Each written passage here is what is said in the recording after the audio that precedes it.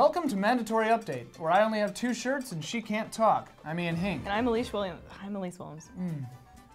World of Warcraft is selling level boosts. For $60, you can skip levels 1 through 89, and for another $20, you can just go directly to the game's end credits.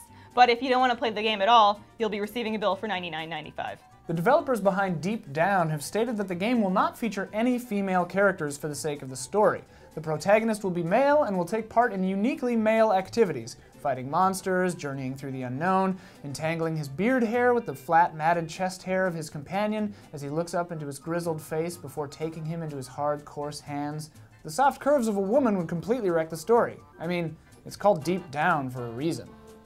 A few weeks ago, we reported that rapper Ice-T didn't have many positive things to say regarding his recent stint recording a D&D audiobook. Well, he took to the airwaves again on his podcast and apologized, saying, "What wouldn't Ice-T like about a dungeon or a motherfucking dragon?" The community quickly pointed out that the rare motherfucking is actually a wyvern and not a full dragon. The Xbox Live Ultimate Games sale is in full swing through this weekend, with a bunch of games discounted up to 80% off their original price. Titles include Azura's Wrath, Guardians of Middle-earth, Rock Band Blitz, Angry Birds Star Wars, and Ridge Racer Unbounded. As my old pappy used to say, 80% off of trash is still a shitty Xbox game no one wants. Nintendo UK has launched a YouTube channel called the Nintendo Girls Club. It's a weekly series that features vlog-style videos with an overtly female spin. It shouldn't be confused with my street gang, the Nintendo Gals Club. It's where me and my friends, mostly me, hang out under freeways, acting tough, playing our 3DSs, and trying not to get sexually assaulted. Earlier this month, Sega revealed a new look for Sonic the Hedgehog and Friends for the upcoming Nintendo-exclusive Sonic Boom. Their extreme makeovers have drawn a lot of public criticism for both longtime Sonic fans and regular people.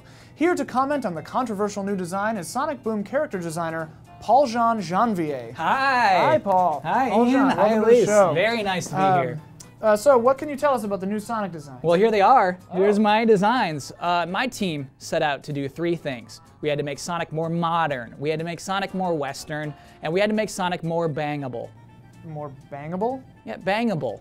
Like you want to bang him. This is why we added a scarf. It makes him much more attractive. It's also why we made him taller. Now you can maybe imagine Sonic in your bed.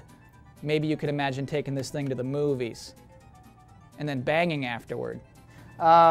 You also mentioned you wanted to make them more Western. What did you mean by that? Oh, well, that's a very good question. So, a lot of things from Japan might seem weird to other cultures, and Sonic the Hedgehog was created in Japan. So Sega came to us and they said, please make him more globally accepted. When you look at the old Sonic from Japan, you might think, ew, Japan, you want to bang that? Leave that poor creature alone. He's so short. Get your hands off of that. With my more internationally bangable Sonic, it's more culturally accepted that you want to bang this. You want to get in on this. Please talk about anything else. Why is everybody wearing bandages? Oh, okay, that's actually a very common misconception. A lot of people think that these are bandages, that they're somehow injured. They're not. This is athletic tape that you'll find on most professional athletes because there is nothing more bangable than a professional athlete.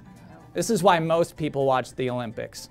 Okay, They just want to see some bangable stars up on their TV screens. I think that was Playing sports, getting all bangable medals. That was very informative. Thank you, Paul Jean Janvier. Thank you for being here. You need to go now. Okay, please remember that Sonic Boom is coming exclusively to Nintendo platforms this spring. All right, thank you. That was a real creepo. Yeah. I would totally fuck that new Knuckles though. Oh, very bangable. Very bangable. Very bangable. 22 Can studio head Peter Molyneux says that the God Game style Goddess will feature a new type of monetization system that we haven't seen from any other free-to-play. According to Molyneux, the current free-to-play model operates by taking a huge hammer and smashing our customers with it. Now, the new model will introduce monetization in a layered way, tailored to the player.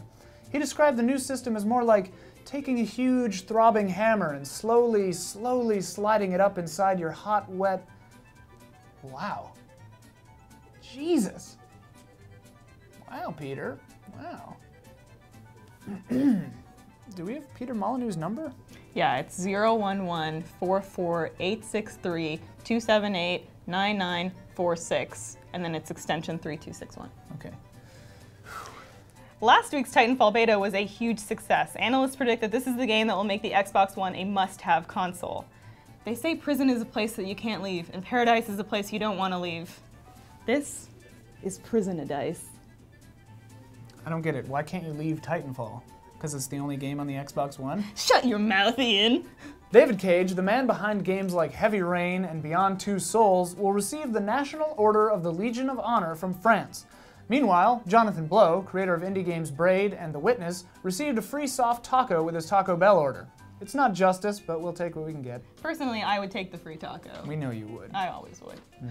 Towerfall Ascension, the 4-player battle-driven successor to the original, will hit the PlayStation 4 on March 11th. I know what we'll be playing on March 11th.